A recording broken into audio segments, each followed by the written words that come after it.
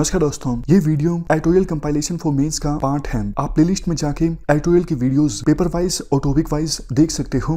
और अगर आप दिसंबर 2019 के बाद की वीडियोस को देखना चाहते हो तो वीडियो के नीचे मौजूद ज्वाइन बटन की सहायता से आप मेंबरशिप को ज्वाइन कर सकते हो। चलिए डिस्कशन स्टार्ट करते हैं। आप जीएस पेपर 2 के इस टॉपिक से आर्टिकल को रिलेट कर सकते हो। आर के राघवन के द्वारा ये आर्टिकल लिखा गया है। ये पहले सीबीआई डायरेक्टर थे। देखो, शुरुआत में आर के राघवन इस प्रकार की बातें बताते हैं जिनको आंसर्स में यूटिलाइज करना थोड़ा डिफिकल्ट है। ये बोलते हैं कि अभी हाल ही में रिजल्ट आया, इतने कैंडिडेट्स सिलेक्ट हुए, कई स्टोरीज काफ़ी ज़्यादा मोटिवेशनल हैं, इंस्पायरेशनल हैं, गरीब लोगों के बहुत से बच्चे सिलेक्ट हुए, कितने बच्चे सिलेक्ट हुए उनके बारे में बताया जाता है। हालांकि थोड़ा सा डेटा जो ये देते हैं उसमें डाउट है। ये बोलते हैं जितने कैंडिडेट्स फाइनली प्री के लिए अपीयर हुए थे उसके 4% कैंडिडेट्स सिलेक्ट हुए 900 के आसपास से, जबकि ऐसा नहीं है। ये यूपीएससी की 2018 की रिपोर्ट है। इस रिपोर्ट के अनुसार 2018 में 10 लाख से ज़्यादा लोगों ने फॉर्म भरा था। फाइनली अपीयर हुए प्री के लिए 5 लाख। तो अगर आप परसेंटेज निकालोगे कि 5 लाख का 900 कितना होता है तो ये 0.2% के आसपास बनेगा, जबकि ये 2018 की रिपोर्ट है। 2019 में तो कैंडिडेट्स की संख्या और भी ज़्यादा इंक्रीज हो गई होगी। उसके बाद कैटेगरीज का भी ये डेटा देते हैं। देखो, जो आंसर्स में बातें इस्तेमाल होंगी उनकी बात करते हैं। ये बोलते हैं 2 चीज़ों पर ध्यान देना जरूरी है। क्या यूपीएससी ने सही कैंडिडेट्स को सिलेक्ट किया है, मतलब क्या यूपीएससी ने ऐसे कैंडिडेट्स को सिलेक्ट किया है जो ब्यूरोक्रेट्स बनने के काबिल हैं। तो इसके जवाब में ये बोलते हैं, देखो अभी तक यूपीएससी का जो ट्रैक रिकॉर्ड है काफ़ी ज़्यादा साफ है। बेशक प्रोसीजर में कोई खामी हो सकती है, बट करप्शन जैसी कोई चीज़ यूपीएससी में हो इसकी संभावना ऑलमोस्ट ना के बराबर है।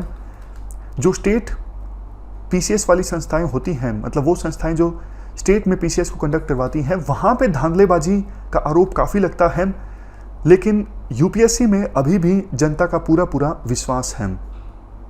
इसके बाद राइटर बोलते हैं जो कैंडिडेट्स नए सिलेक्ट हुए हैं उनसे देखो बहुत ज़्यादा उम्मीदें हैं कि वो देश के लिए कुछ करेंगे, खास करके गरीब लोगों के लिए।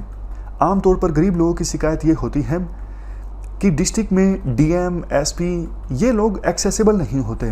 देखो, वैसे तो इन पर काम का बोझ काफ़ी ज़्यादा होता है, बट ये भी सच्चाई है कि डीएम और एसपी ज़्यादा एक्सेसिबल होते हैं अमीर लोगों के लिए, और गरीब लोगों की शिकायत जो होती है कि इनएक्सेसिबल है उसमें बहुत बार सच्चाई भी होती है। तो शुरुआती जो साल होते हैं सिलेक्टेड कैंडिडेट्स के, आईएएस और आईपीएस ऑफिसर्स के, वो देखो बहुत इंपॉर्टेंट होते हैं। शुरुआती सालों से ही ये तय हो जाता है कि आने वाला करियर कैसे रहने वाला है। राइटर कहते हैं सीनियर्स जो हैं नए कैंडिडेट्स को, नए ऑफिसर्स को शुरुआत में ही अपनी तरह बनाने की कोशिश करते हैं, मोल्ड करने की कोशिश करते हैं। तो फिर आगे वो ऑफिसर्स भी इनएफिशिएंट हो जाते हैं जो नए लगे हैं। आवश्यकता ये है शुरुआत से ही जो नए ऑफिसर्स हैं वो जनता के हितों को ध्यान में रखते हुए काम करें। बहुत बार ऑनेस्ट ऑफिसर्स की शिकायत ये होती है, हम तो बिल्कुल ऑनेस्टली काम करना चाहते हैं, लेकिन हमारे जो सबऑर्डिनेट्स हैं, जो सिस्टम पहले से चला आ रहा है, वो चेंज करना बहुत ज़्यादा मुश्किल हो जाता है। लोअर लेवल पे जो ऑफिशियल्स होते हैं, आपने भी देखा होगा, इवन देखो कानून के तहत उन्हें जो सिटीजन्स को सर्विस प्रोवाइड करनी है उसके लिए भी पैसे लेते हैं। वेस्टर्न कंट्रीज में ये तो सुना है कि पब्लिक ऑफिशियल्स का जो काम नहीं है उसको वो करने के लिए पैसे की डिमांड करते हैं, ब्राइब की डिमांड करते हैं। बट देखो इंडिया में तो उल्टा है, आपको वैसे भी काम करना है, ये आपकी जॉब का पार्ट है, बट उसे भी करने के लिए आप पैसा डिमांड कर रहे हो। तो बताइए कैसे होगी ऐसे हमारे देश की डेवलपमेंट।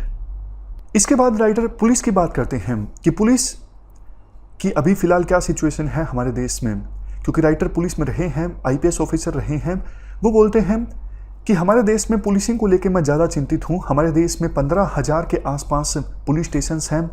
अगर देखो कुछ पुलिस स्टेशंस को छोड़ दिया जाए तो ज़्यादातर पुलिस स्टेशंस में गरीब लोगों से या फिर अनपढ़ लोगों से ठीक से नहीं बिहेव किया जाता है, बहुत बुरी तरह से उनको ट्रीट किया जाता है।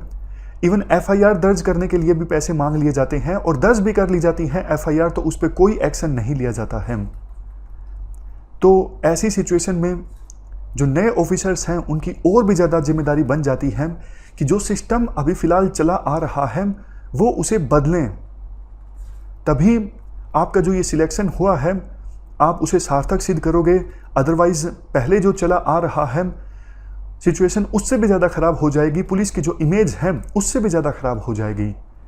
राइटर एक सजेशन ये भी देते हैं, मिड टर्म रिव्यू होना चाहिए। जैसे कोई भी ऑफिसर अपने कार्यकाल का आधा समय अगर सर्विस में व्यतीत कर देता है तो उसके बाद उसकी सर्विस का असेसमेंट होना चाहिए कि अभी तक की ऑफिसर की परफॉर्मेंस कैसी रही है। फॉर एग्जांपल 15 साल बाद या फिर 20 साल बाद, मतलब सर्विस का आधा जब टाइम पूरा हो जाता है तब असेसमेंट किया जाए।